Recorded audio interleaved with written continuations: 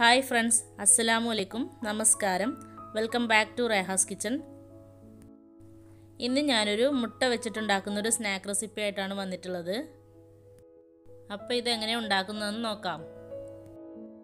First തന്നെ ഇതിനു വേണ്ടിയിട്ട് ഒരു ഫില്ലിംഗ് ഉണ്ടാക്കണം. അതിനു വേണ്ടിയിട്ട് ഒരു പാൻ ചൂടാക്കിയിട്ട് അതിലേക്ക് 2 ടേബിൾ സ്പൂൺ ഓയിൽ ഒഴിച്ചു കൊടുക്കാം. ഇനി അതിലേക്ക് ചെറുതായി അരിഞ്ഞെടുത്തിട്ടുള്ള 2 വലിയ സവോളയാണ് ഞാൻ ഇവിടെ ചേർത്ത് കൊടുക്കുന്നത്.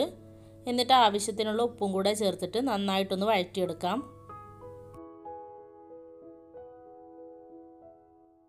ഇതിൻ്റെ കൂടെ തന്നെ ഒരു 3 പച്ചമുളകും അതുപോലെ കുറച്ച് കറിവേപ്പിലയും കൂടെ ചെറുതായി അരിഞ്ഞിട്ട് ഇട്ട് കൊടുക്കുന്നുണ്ട്.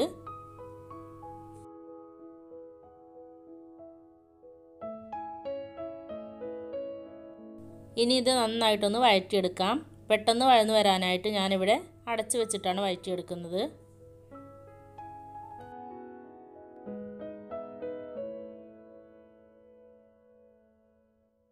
ഇതുപോലെ ഒന്ന് ട്രാൻസ്പെറൻ്റ് ആക്കി എടുത്താൽ മതിയാവും. ഇനി ഇതിലേക്ക് 1 ടേബിൾ സ്പൂൺ ഇഞ്ചി വെളുത്തുള്ളി പേസ്റ്റും കൂടെ ചേർത്ത് കൊടുക്കാം. എന്നിട്ട് ഇതിൻ്റെ പച്ചമണം മാറുന്നത് വരെ നന്നായിട്ട് വഴറ്റിയെടുക്കാം.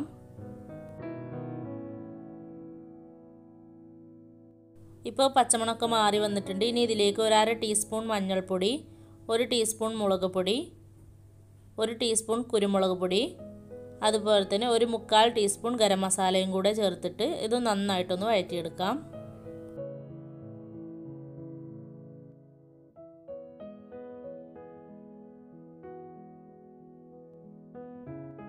ഇപ്പോൾ ഇതിൻ്റെ പച്ചമണമൊക്കെ മാറി വന്നിട്ടുണ്ട്. ഇനി ഇതിലേക്ക് നമുക്ക് ഒരു ചെറിയ തക്കാളി ചെറുതാക്കി അരിഞ്ഞതും കൂടെ ഇട്ട് കൊടുക്കാം.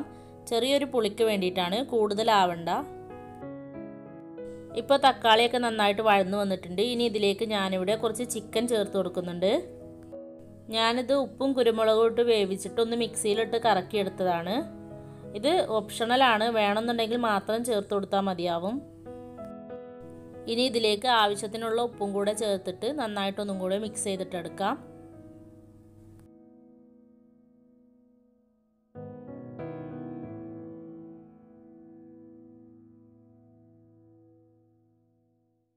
ലാസ്റ്റായിട്ട് ഞാൻ ഇതിലേക്ക് കുറച്ച് മല്ലിയിലയും കൂടെ ഇട്ടിട്ട് നന്നായിട്ടൊന്നും കൂടെ മിക്സ് ചെയ്തിട്ട് നമുക്ക് മാറ്റി വെക്കാം.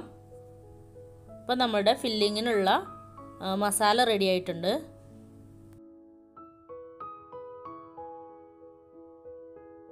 ഇനി നമുക്ക് ദോശ ചുട്ടെടുക്കാൻ വേണ്ടിയിട്ടുള്ള ബാറ്റർ ഉണ്ടാക്കാം. അതിന് വേണ്ടിയിട്ട് 1/2 കപ്പ് മൈദയാണ് എടുത്തിട്ടുള്ളത്.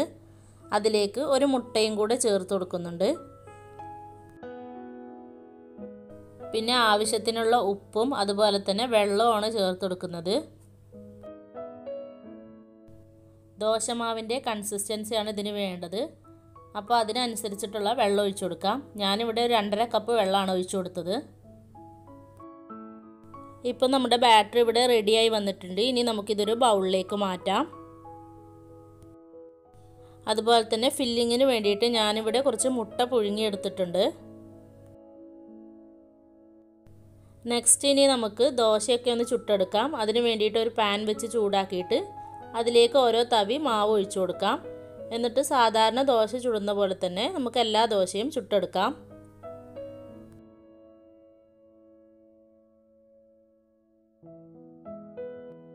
ഇപ്പോൾ ഫസ്റ്റത്തെ ദോശ കുക്കായി വന്നിട്ടുണ്ട്. ഇനി നമുക്ക് ഇതിൽ നിന്ന് മാറ്റാം. അതുപോലെ തന്നെ എല്ലാ ദോശയും ചുട്ടെടുക്കാം.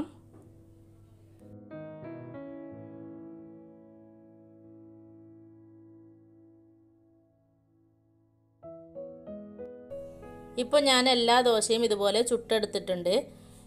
ഇനി ഇത് ചൂടാറുന്നതിന് മുമ്പ് തന്നെ ഇതിലേക്ക് നമുക്ക് ഫില്ലിംഗ് വെച്ച് കൊടുക്കണം. പിന്നെ ഒരു 2 മുട്ടയും കൂടെ ഞാനിവിടെ ബീറ്റ് ചെയ്ത് മാറ്റി വെച്ചിട്ടുണ്ട്. ഇനി ഓരോ ദോശയായി എടുത്തു വെച്ചിട്ട് അതിലേക്ക് ഓരോ ടേബിൾ സ്പൂൺ മസാല വെച്ച് കൊടുക്കാം. നിങ്ങൾക്ക് ഇഷ്ടമുള്ള അത്ര ഫില്ലിംഗ് വെച്ച് കൊടുക്കാം. ഞാനിവിടെ 1 ടേബിൾ സ്പൂണാണ് വെച്ച് കൊടുക്കുന്നത്. ഇനി അതിലേക്ക് ഒരു 1/2 മുട്ടയുടെ പോർഷനും കൂടെ വെച്ച് കൊടുത്തിട്ട് ഇതൊന്ന് ബോക്സ് ആയിട്ട് നമുക്ക് മടക്കിയെടുക്കാം. ഇതുപോലെ 2 സൈഡും അങ്ങോട്ടും ഇങ്ങോട്ടും മടക്കിയിട്ട് എടുത്താൽ മതിയാവും. ഇതുപോലെ ബാക്കിയുള്ളതും കൂടെ ചെയ്തിട്ടെടുക്കാം.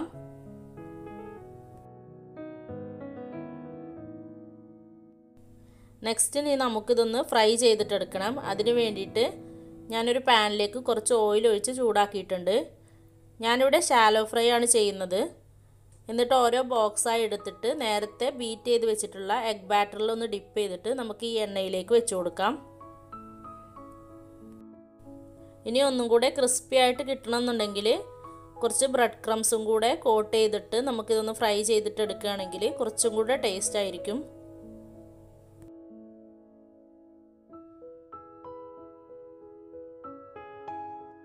ഇനി ഒരു സൈഡ് കുക്കായി വരുമ്പോൾ നമുക്കിതൊന്ന് മറിച്ചിടാം. എന്നിട്ട് രണ്ട് സൈഡും ഗോൾഡൻ ബ്രൗൺ കളർ ആവുന്നത് വരെ നമുക്കിതൊന്ന് ഫ്രൈ ചെയ്തിട്ടെടുക്കാം.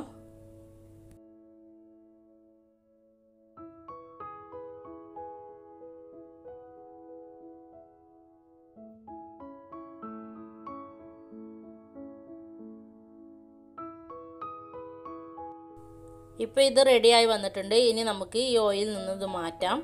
ഇതുപോലെ തന്നെ ബാക്കിയുള്ളതും കൂടെ നമുക്ക് ഫ്രൈ ചെയ്തിട്ടെടുക്കാം.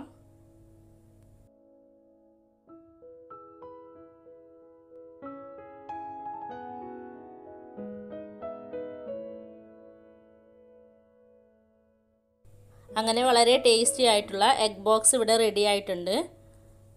എല്ലാവരും ട്രൈ ചെയ്ത് നോക്കണം.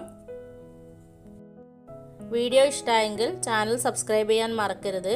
താഴെ കാണുന്ന ആ റെഡ് സബ്സ്ക്രൈബ് ബട്ടൺ ഒന്ന് ക്ലിക്ക് ചെയ്യണേ. അതിനടുത്തുള്ള ബെല്ലൈക്കണും കൂടെ ഒന്ന് ഇനാബിൾ ചെയ്തിട്ട് വെക്കണേ.